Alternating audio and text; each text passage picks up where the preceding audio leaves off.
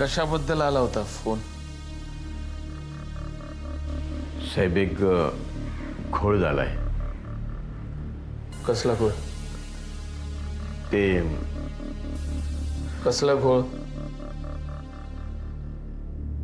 त्या शास्त्राच्या पोरासमोर मी माझा मोबाईल जाणून बुजून विसरलो. मला वाटलं तो सुलेखाला फोन करेल आणि त्याने तो फोन उचलून पोलिसांना फोन केला. परमेश्वर दगडाचा असतो म्हणून तू सुद्धा तसंच असणं गरजेचं आहे का? त्यात तो वजलवार म्हणजे माकडाच्या हातीत पोलीस. आणखीन काय बरळालाय तो? माझ्या मते मला वाटलं की तो सुलेखाला फोन करेल. सुलेखाशिवाय दुसरं कोणी नाही का त्याला फोन करायला?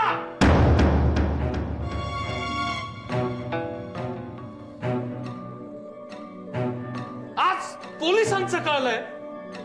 आणखीन कोणाला फोन केला तुला काय माहित? सापाच्या शेपटीवर पाय नाही अख्ख्या सापावर बसलायस तू. लक्षात येतंय का तुझ्या? साहेब त्यांनी मला आता चौकशीला बोलावलंय.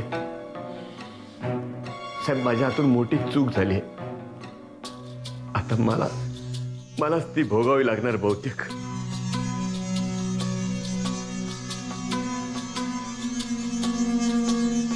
नाही लागणार.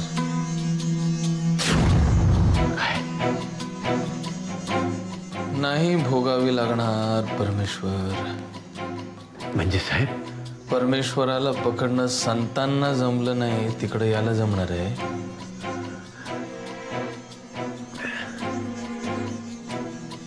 एक काम कर. तुले माहिती आहे ना मले कोण कोण ओळखतं?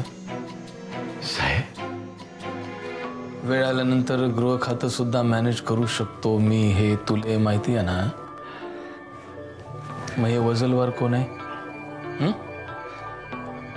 काही चिलट उडल्यानंतर पुन्हा पुन्हा परत येतात. हे तुले मले वजलवार त्यातलंच आहे. मले सुद्धा आता नको येते. तू एक काम कर.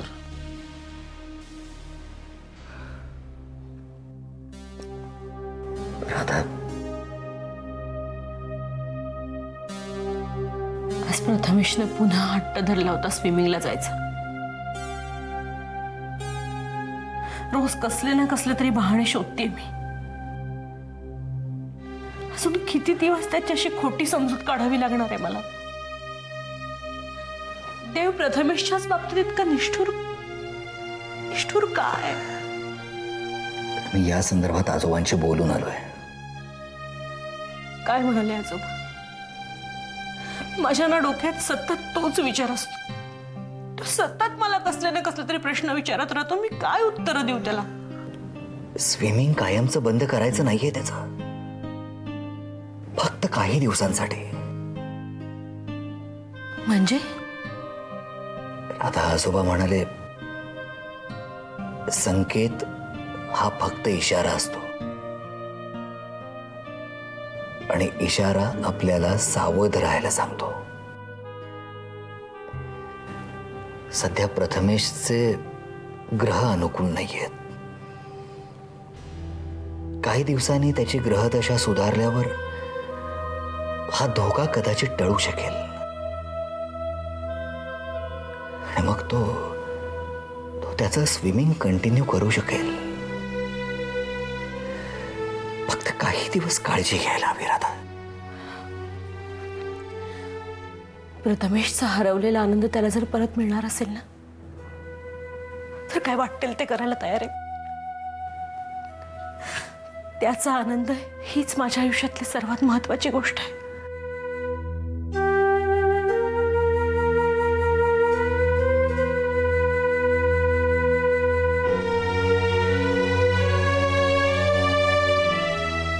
मधु, चहा गार होतोय रे. आलो.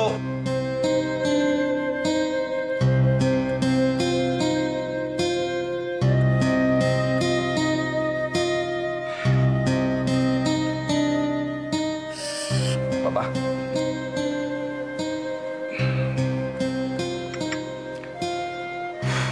चंदू येऊन गेला का रे? तुम्हाला जागरण झालं तो म्हणून उठवलं नाही. पहाटे पहाटे डोळा लागला असेल तुमचा. काय म्हणत होता चंदू? त्याला म्हणे त्या परमेश्वरचा फोन आला होता. तो आधीची चौकशी करत होता काय. परमेश्वर? कोण परमेश्वर? सरंजामेचा माणूस आहे.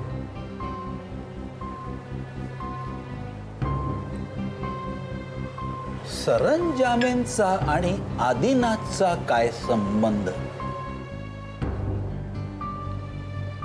कोणालाही त्रास देण्यासाठी सरंजामाला कोणाचाही संबंध शोधावा लागत नाही. लोकांना त्रास देणे हा त्याचा छंद आहे बाबा. आणि संबंध नाही कसा.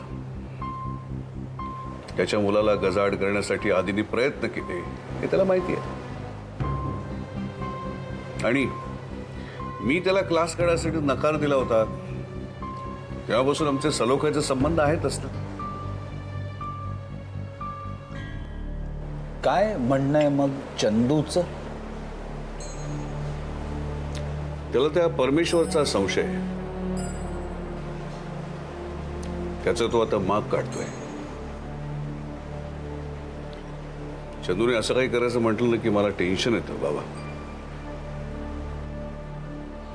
पण मी त्याला सांगितलंय तुला जे काही करायचंय ते स्वतःला सांभाळ आणि मग कर. कुठलंही पाऊल उतरताना खबरदारी घे. आणखीन एक सांगितलंय तू कुठे असशील काय करतोय याची माहिती आम्हाला असली पाहिजे. सांगितलं त्याला. एक सांगू तुला मधू? चंदूचा संशय कदाचित यावेळी खरा ठरेल.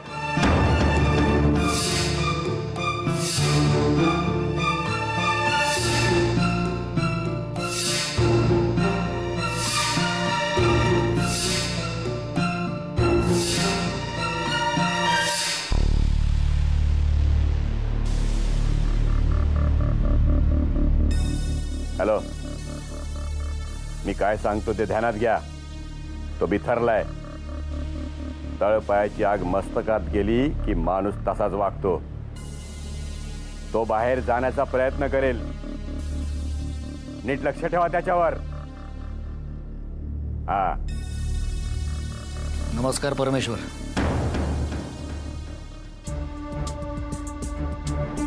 चंदू तू? त्या दिवशी कुणाला तरी बोलतं करत होतास.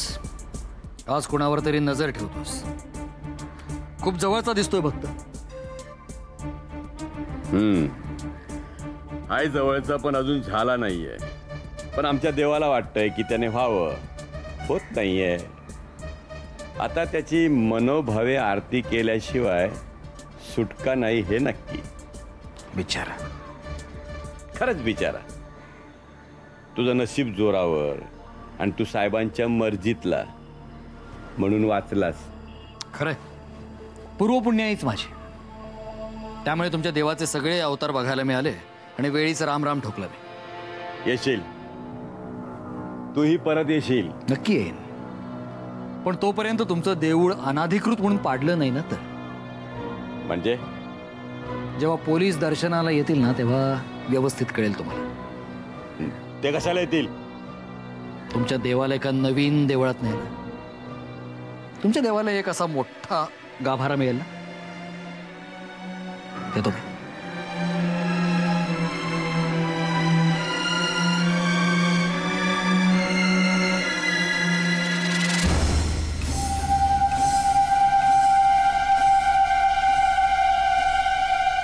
सत्या, आम्ही बोलतोय.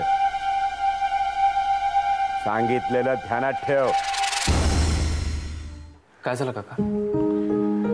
अरे तुला मुद्दामून बोलवून घेतलं मी इथे. कारण म्हणजे मला कल्पना आहे तशी की आधी इथे नसल्यामुळे तुझी बरीच धावपळ होत असेल. पण तुझी फार अडचण होत नाही. कमॉन काका, असा विचार सुद्धा मनात आणू नका. ही माझी फॅमिली असं मी स्वतः हक्काने म्हणतो ना. मग फॅमिलीची कधी अडचण होते का? अरे तसं नाही रे, पण काय शेवटी तुम्ही बिझनेस करतात, पार्टनरशिप बिझनेस आहे तुमचा. काही काही डिसिजन्स तुम्हाला एकमेकांच्या संगनमताने घ्यावे लागतात नाही का? बिझनेस आणि रिलेशन वेगळं असतं आणि ते वेगळं ठेवावं सुद्धा. पण काका खरं सांगू, मी या फॅमिलीत आल्यापासून मला असं जाणवलंय की रिलेशन बिझनेसपेक्षा मोठं असतं. ऑफकोर्स आय मिस आदी, but I can handle it. आणि काका बिझनेस होतच राहतो, घर महत्वाचं. Yes, I appreciate that. अरे तुला कंपनीचं पत्र आलंय, मुद्दाम काढून ठेवलंय बाहेर, त्याच्यासाठी तुला फोन करून बोलवलं. ते बघितलं बाहेरच ठेवलंय. एक वॉर्डन अँड कंपनीचं आहे.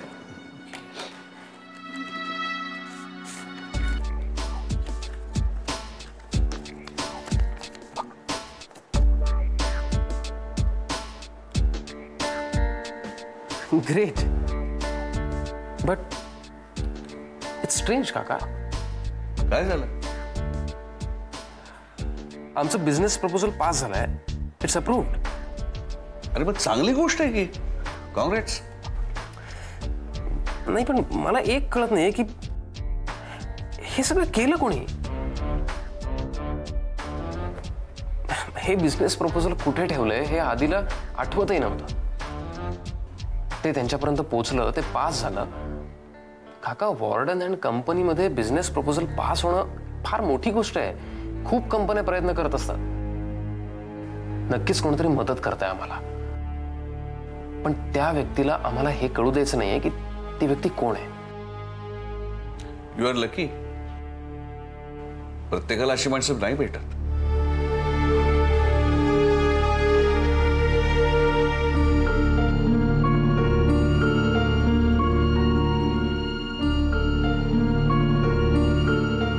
साधू संत येती घरा, तोचे दिवाळी दसरा.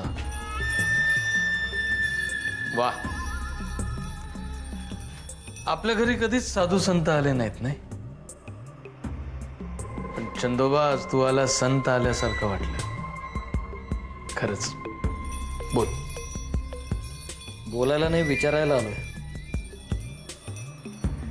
काय गंमत आहे बघ, तुला मला बरंच काही विचारायचं आहे आणि मला तू न विचारताच तुला बरंच काही सांगायचं आहे. पण पहिला मान तुझा, बोल. हा, पण एक लक्षात ठेव, तुझ्या हरवलेल्या भावासंबंधी विचारणार असशील तर आत्ताच निघ. तुझंही कष्ट वाचतील आणि माझंही. आणि त्याच्याबद्दलच विचारायचं असेल तर?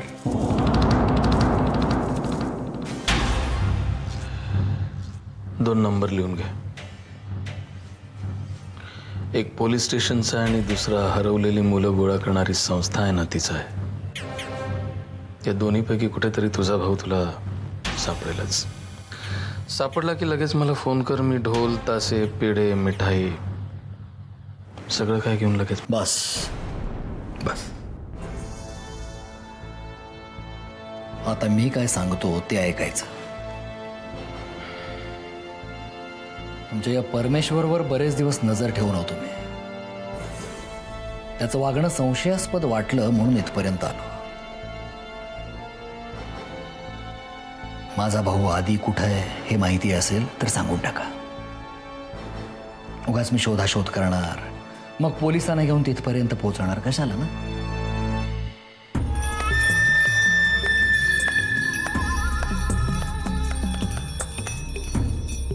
वा, छान, चांगलं आहे. चंदोबा, दिवाळी अंकात रहस्य कथा लिहायला लागा आता.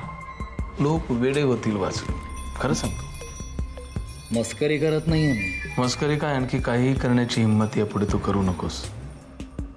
हे बघ, तू एक रहस्य कथा मला सांगितलीस, मी टाळ्या वाजवल्या ना.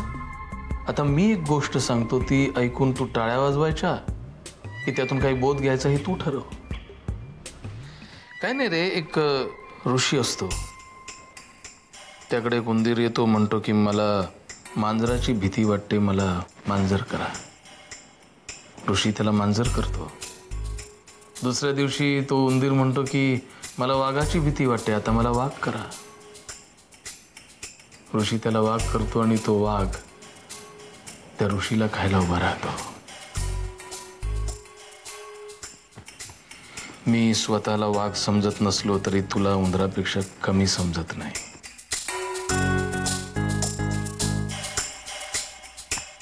वाघाची शिकार करणारी जमात आहे आमची. उंदीर मारायला बंदूक पण नाही वापरत आम्ही, वाकड्यात शिरायचं नाही, कळलं? छान होती गोष्ट. ऋषी कोण आहे ते मला कळलं होतं, फक्त घाबरून लपलेला उंदीर कोण हे कळत नव्हतं. पण आता तोही कळलंय.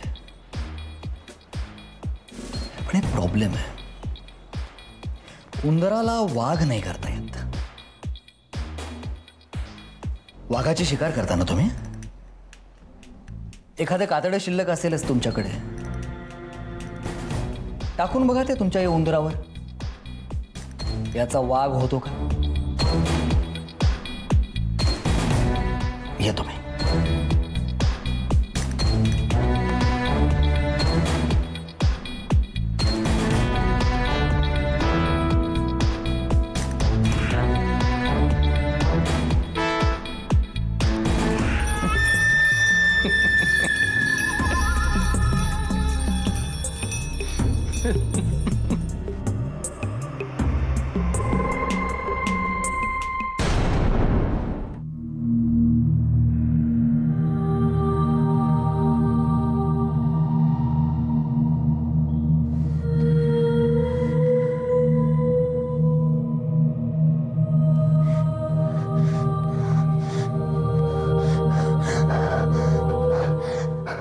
काय झालं मिस्टर शास्त्री? तुम्हाला पुन्हा काही दिसतंय का? डॉक्टर, पुन्हा ते आवाज, पुन्हा तेच संकेत. आता कुणाच ठाऊक कुणाचा जीव घेऊन थांबणार आहे ते संकेत. Relax mister Shastri, relax. तुम्हाला जर का खूप त्रास होत असेल तर आपण पुन्हा कधी तर. नाही डॉक्टर, याच्यामुळेच मी भूतकाळात जाऊ शकत नाहीये. पण आता नाही, मी पुन्हा प्रयत्न करेन. मी पुन्हा प्रयत्न करेन doctor. Good. Close your eyes mister Shastri. Try hard this time. Concentrate. या सगळ्या संकेतांच्या पलीकडे जाण्याचा प्रयत्न करा मिस्टर शास्त्री. आठवण्याचा प्रयत्न करा. बयो आणि ती अनोळखी सावली कोणाची होती? Yes mister Shastri.